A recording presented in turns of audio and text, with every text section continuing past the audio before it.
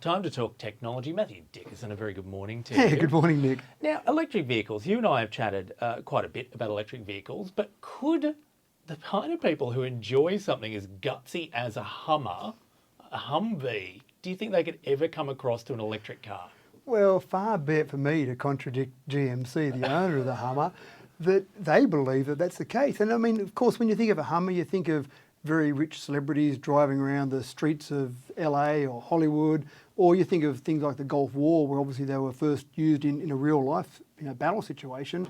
You don't think of the modern, green, look after the environment movement. Of course you don't. And of course, a Hummer is known for being a big, powerful, real grunt machine. And so they've kept that with the electric version of it. It's a vehicle that's got 1,000 horsepower, 1,900 Newton meters of torque, 0 to 100 in 3 seconds. So it's absolutely an unbelievable performance machine, but an electric vehicle. The only thing I couldn't find out, Nick, in my research was how much they're quoting for it. I can't imagine it's going to be a cheap vehicle. I can't imagine it'll infiltrate the streets of America with people just running around as a little runaround, but I can see celebrities in particular, especially ones that want to send out a good message about the climate, saying, hey, this is the Hummer for me. You can imagine it being a real status symbol. And I do remember when Harley Davidson were looking at electric vehicles, there was nothing wrong with the power, there was nothing wrong with the torque. What people were complaining about was it just didn't sound like they wanted their Harley Davidson to sound like.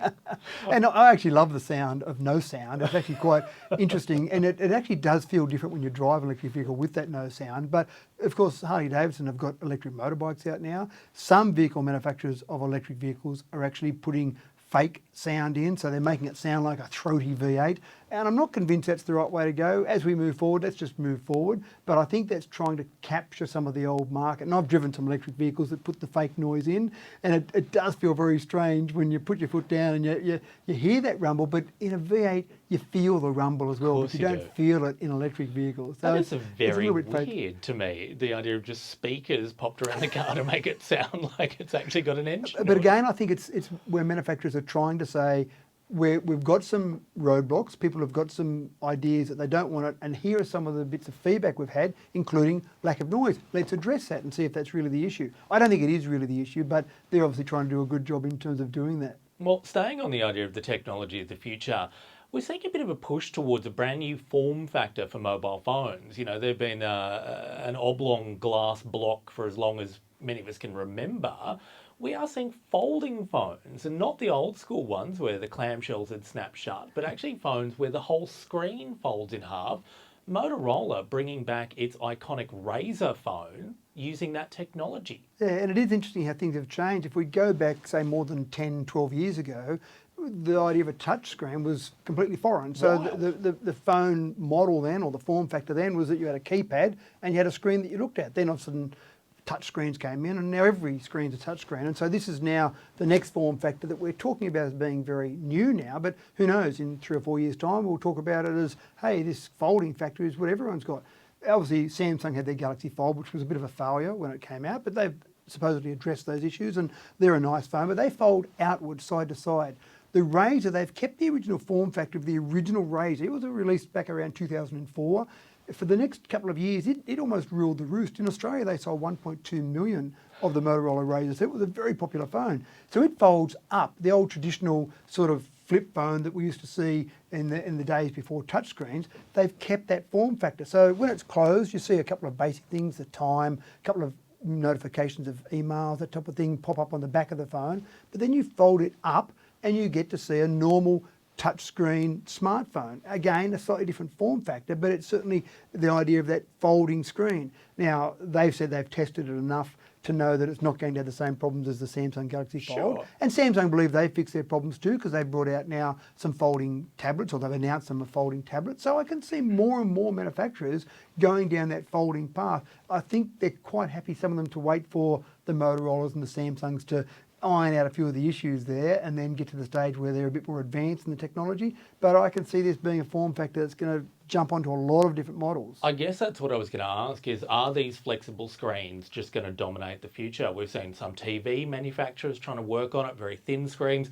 A notable one had a screen that would roll back into the body of the TV and roll out when you needed it. Yep. Is the writing on the wall for a fixed hard screen the way we're used to? I think definitely we're going to see more and more flexible screens, and the technology is getting to that stage where it is thinner and thinner that they're getting, and that's obviously a major part of it as well, to make a small phone. So the thinner the screen is, the better. And then when it gets so thin, they can obviously fold up, roll up. The real test will be whether they get the model right for the longevity of it being folded open and closed a number of times. When you've got your little Motorola or whatever model it might be, and you flip it in half and put it in your pocket, you don't want to flip it open and see a big crack down the middle of the screen. You want to be able to use the screen as normal. And of course, the way touchscreen works is it is relying on that connectivity across the entire screen. So sometimes you can get a small crack in a part of a normal screen, and that will stop the whole screen from working. So that's a major risk factor for any of these folding phones. And that's one of the things that's interesting with the Razr. It is a fairly expensive phone, and so they're asking people to take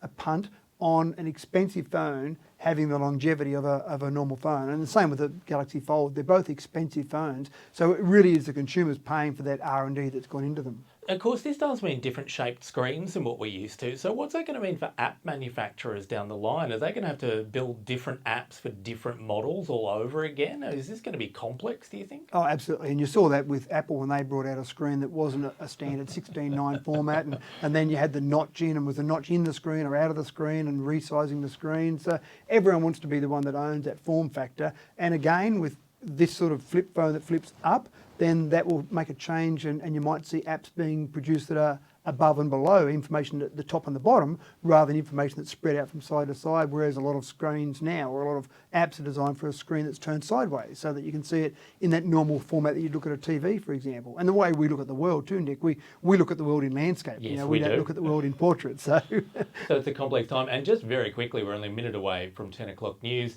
We did talk a little bit about the idea of a single charger port for all phones. I understand that European Parliament's taken a step towards that. They've voted dramatically in favour of that, and where they're talking about going that way now, they're asking the European Commission to back them now. They're trying to decouple the sale of the phone or the device from the charger. So the idea will be that you'll buy your latest phone with no charger inside it because you've already got that standard charger. And I love that idea because it should mean cheaper phones for you and I, because we won't be paying for that charging device in the actual box. So I like that idea. That is a massive change. Mathew Dickerson, thank you very much. We'll do this again in a fortnight. Thanks, Nick. Yeah, could you imagine that? Not having to buy a new charger, or not ending up with a new charger every time you upgraded your phone. Because I've got a drawer that is pretty much dedicated, as I think many people do, to nothing but charging cables and chargers. It's 10 o'clock. I've got to get out of here. Thank you for your company today. Thank you for everyone who had a chat with me as well. Come and join me tomorrow morning. I'm here from 6:35 a.m. We'll get ready to Thursday together. 10 o'clock though, it is news time right now.